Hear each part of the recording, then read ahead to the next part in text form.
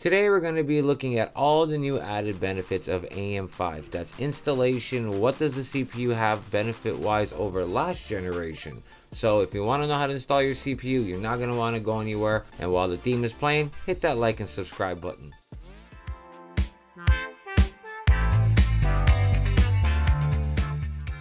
Welcome to the channel. My name is Joe, and if you're new here, I hope you gain a new subscriber. If you're not new here and you're returning, thanks for coming back. So today we're going to talk about the AM5 platform, the CPUs, the motherboards, what you're going to need. You're going to need a new motherboard, things like that. So let's jump into it. Let's start with the Ryzen 7000 series CPUs. So they all have onboard graphics. Every single one. No longer do you have to see if there's a G at the end of the number path like 3200G. Nope. Now every single Ryzen 7000 CPU has onboard graphics. What this means is for troubleshooting, this is great. You wake up one day, turn on your computer, you're not getting video. All you have to do is take your HDMI or DisplayPort, plug it into your motherboard, and you can see if there's video out coming from your computer via your CPU and not the GPU. That doesn't mean your GPU is broken if you're not getting video from it, but that's a troubleshooting step, so you can now say, okay, there's something going on here. Also, if you're into very small builds like mini ITX, you could build a very small computer with video out with 2 GPU cores on every processor. Now, they are RDNA 2. They're good cores, but you're not going to be pushing any AAA games anytime soon in 1080p high settings. More like low, medium settings. Will make a great retro machine, no problem. If this is for work, for school, Word doc, things like that, 100% all you need is your CPU. You do not need a GPU. But if this is a gaming rig, CPUs are great, but you're going to need a GPU. Gaming is going to be a more GPU intensive workload, so you're going to want to get the best GPU you can get your hands on. Now let's talk about motherboards. So since this is AM5, that's the socket. That's this thing right here that your CPU is going to actually go into. If you have an AM4 platform right now and you want to go to Ryzen 7000, you can't. You need a new motherboard. It has to be socket compatible. So AM4 is only going to go up to Ryzen 5000 series. So if you're not looking to move up motherboard and CPU, look at the motherboard you got. Go straight online, type that in, and see what's the highest CPU you can have in there. What generation specifically. So Ryzen 3000, 5000, 2000, so on and so forth. Then what processor you have. So if you have a Ryzen 3700X and your motherboard can hold a Ryzen 5000, you can go get yourself a 5900X, a 5950X, and you're going to see a very big difference between your computer from your processor to the 5950X. But if it's gaming, you're going to want to look at the 5800X 3D. So if you are looking for an upgrade, see if your motherboard can hold a Ryzen 5800X 3D. This processor is probably the ultimate in gaming processing power for the AM4 platform. So if you don't want a new motherboard, then definitely look at the 5800X 3D for your AM4 platform. But again, if you want to go Ryzen 7000 series, you will need a new motherboard. So AM5, I thought AMD was going to hold on to AM4 for years. Well, they did. They held on for like 5 or 6 years. This was a great promise that they kept. They kept it going on a little bit longer than they said they would, which was pretty cool. Whatever motherboard manufacturer said they'll do it, AMD worked with them, so more than likely your motherboard right now probably will accept a Ryzen 5 5800X 3D processor in it. But now with Ryzen 7000 and the AM5 platform, we have the pins moved from our CPU, because on your CPU, if you're AM4, your pins are going to be directly on the CPU substrate. Here, it's going to be on the motherboard. The Intel processors do not have CPU pins on it, and neither do the new AM7000 processors. So now the pins are on the motherboard and not on the CPU. What does that mean? Well, you need to be a little bit more gentle with your motherboard than you were in the past. If your CPU falls into the socket, you're going to bend pins. It's not a maybe, it's a definite. Not impossible to bend them back. It's really not that hard. I do not have a video on how to bend those pins back yet. I will do one now that, probably more people are coming to AMD, but we've been doing it for years with Intel. I do have a video on fixing the pins on AMD processors when it was a PGA. I'll put that video here. Hopefully you don't need it, but if you do, just know I do have a video helping you straighten in the pins on your CPU. So there is something you're gonna have to pay attention to when installing this CPU into this motherboard, and we're gonna do that in just a moment. But something you need to know, that on the new motherboards, because the pins are on the socket, we are going to now have what they call socket covers. This is to make sure nothing gets inside there and makes any problems with the contacts, make sure nothing bends the pins, because motherboards are not cheap anymore, especially the cheap ones. They start at 200 bucks. You really want to be extra careful. You do not want to damage your motherboard. So let's take a look at what I mean by the pins are on the motherboard and that they are being blocked by a CPU socket blocker. Socket blocker. As you can see here, this black cover with the logo for the motherboard is covering our socket. Usually you see those little gold dots everywhere. Those would be our pads or our pins. So again, with these, we are using pins in the socket. So when you're installing this into your motherboard, you're going to want to make sure that this is left alone for now. So how do we install our CPU? First, we're going to want to get our CPU ready. Let's get the prep going.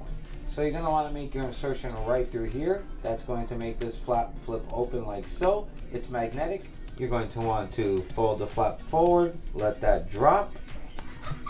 Do your flip like so. There's going to be a tab right here. Pull that tab. Remove the CPU with the CPU enclosure. Put that to the side. Get your motherboard. Place it down on a nice E.S.D safe surface. You can use the box the motherboard came in. That is a great test bench type thing.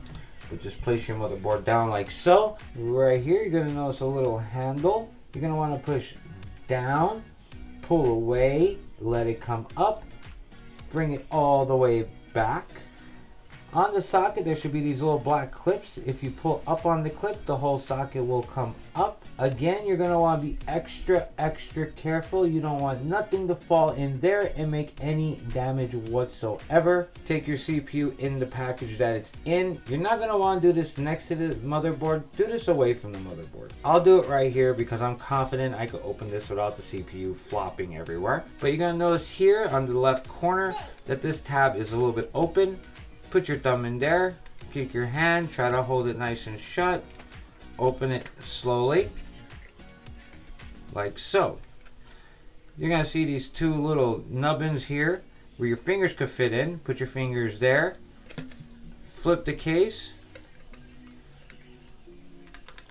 Let the CPU fall into your fingers. You're going to notice a diamond right there. You're going to look up in the corner. There's a diamond right there. You're going to want those diamonds aligned. So if we turn our CPU around, there's that diamond again. There's that diamond there. Hold the top like this because you do not want this falling down while you're working. Take your CPU, making sure the diamond in the corner of the triangle is pointed with the same triangle over there. You can read AMD Ryzen left to right. Now there are cuts in the CPU to make sure they go in one way, but come down as straight as possible. Don't let it fall. Try to slowly put it in there. Make sure it's in there by just barely moving it left to right, little jiggles. Make sure it's all the way in. It should sit flush with the socket. You're going to bring this down like so. Then you're going to take this arm again, and you're going to want to go down with the arm. Down. Feel a lot of pressure. This should pop off. And then under the little hook right there. So you're going to come down. You're going to feel a lot of pressure. It's going to be tough. Take it and put it underneath the little hook after you're done. And that's the installation of your AM5 CPU. Do not throw this away. This was what covered our socket. If you ever have a problem with your motherboard and you need to send it in for RMA, this needs to be put back the way it was and sent back with the motherboard. If not, they will deny your RMA ticket, whatever they call it. So again, do not throw away the socket cover. Now, let's talk coolers. What coolers can be used on this socket for your CPU? Can you use any cooler that you have right now for AM4? Well, that's completely dependent on the cooler. So no, not every cooler for AM4 will fit on the AM5 platform. Now, there is one way you can check if the cooler you own, if you already have one for AM4, will fit this. It's simple. Do you see these two pieces right here? Most of the time they're for these coolers that came with some of the AMD processors. They use a hook mechanism like so. So basically, yes, that one will work with this socket. Also, if you had to remove these, does your cooler require a special backplate that comes with your cooler in its box? If this is the case, no, you cannot use that AM4 cooler on the AM5 platform. If your cooler allows you to use the backplate that came with your motherboard, the original backplate,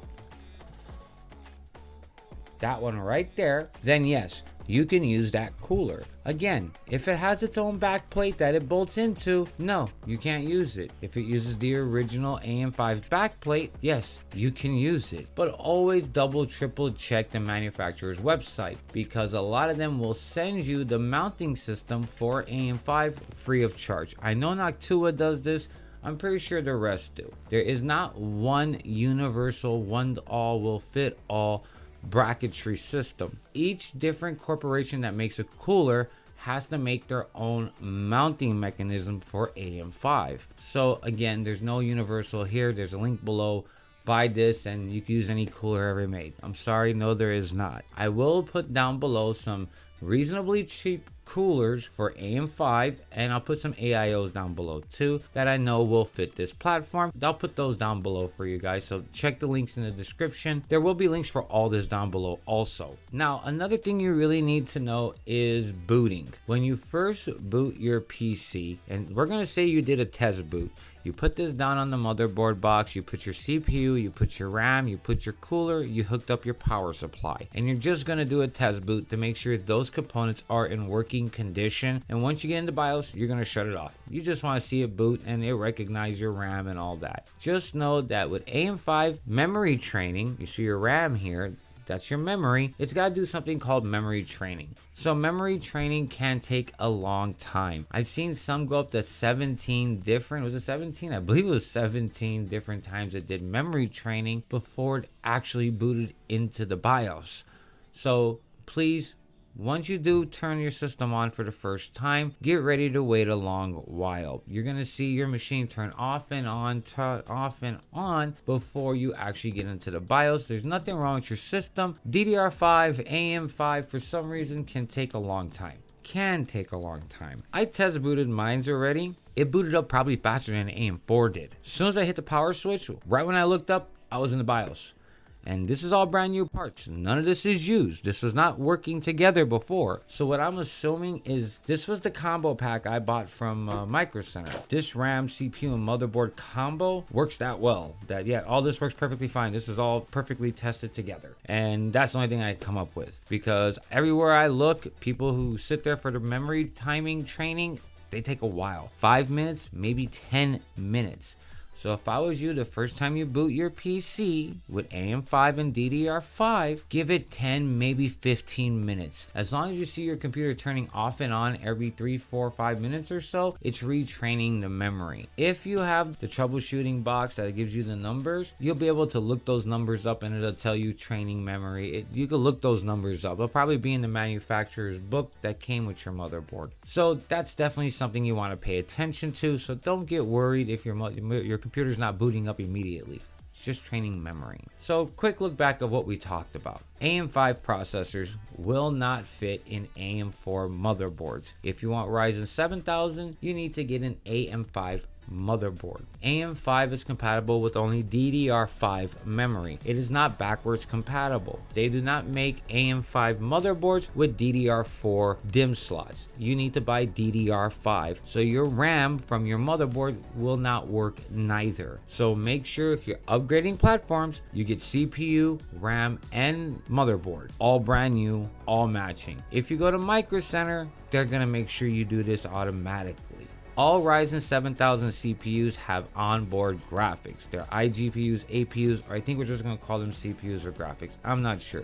They all have 2 graphical cores, RDNA 2, so now you can actually use those useless HDMI display ports on these motherboards are not useless. They were useless on X570 and B550 and all the other ones, but not anymore. These will actually be useful. All our pins are now on the motherboard, no longer on the CPUs. We also learned that the socket cover needs to stay with our motherboards for RMA service. So again, do not throw this away. Once you take it out, put it inside your motherboard box and save it for later if needed. We also learned how to install the Ryzen 7000 processor on the AM5 platform. And I think that's pretty much it that we learned today about this. Yes, it's a difference. There's a big change, especially with the motherboards nowadays. We got these cool extra buttons to release our GPUs. M.2 slots no longer have the little screw for holding your M.2 NVMe in place. They all have these little hooks, and I'll be looking at that later in an upcoming video in my build log. So if you don't know what I'm talking about, definitely hit the bell below, because you're not going to miss the video. You're not going to want to miss the video where I do a build guide on my new PC. So I'm going to show those things off in that build. That's it for this video, guys. I think we covered everything. If you have any questions down below, just leave them in the comments. If you have any questions down below, leave them in the comments. That didn't make any sense. If you have any questions, leave them below in the comments. Links for everything you saw in this video down below. Also some coolers that will work for AM5. And that's it. And I will see you guys on the next one. Late.